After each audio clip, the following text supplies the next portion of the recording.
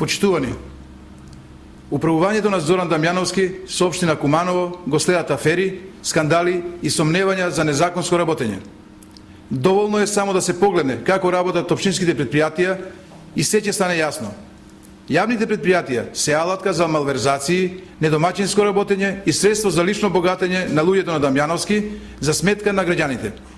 Едно од најконтроверзните предпријатија е Куманово газ, кое требаше да ја спроведе гасификацијата на Куманово.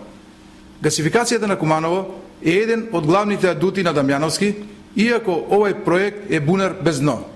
Огромни пари се вложени, а ефект за граѓаните нема. Нема ниту единствен приклучок на приватно лице.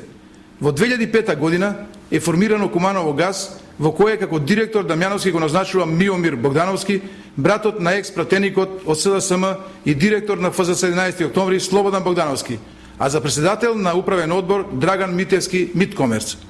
Драган Митевски е човек за кој се водеа постапки за незаконски активности, како и измама на населението со неговата МИТ штедилница во период и на ист начин како штедилницата ТАТ.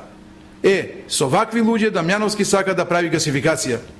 Згора на се, пред 2 години имаше еден неуспешен обид за продажба на дел од ова јавно предпријатие преку јавно-приватно партнерство, а во јули 2012 година уште еден обид, кога уште на седница на Совет не доби согласност за продажба на 49%, што беше причина за раскол во советничката група на СДСМ.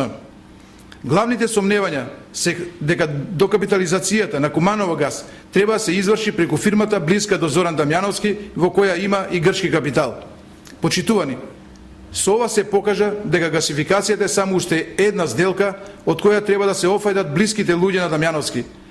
Тоа е параван зад кој се кријат тешки бизнис интереси. Зоран Дамјановски ниту еден проект не го почна и не го заврши без при тоа да биде проследен без скандали и афери. Тој зад себе нема капитални проекти, а веќе 8 години е градоначалник на Куманово. Затоа треба да се замене од функцијата градоначалник. Благодарам.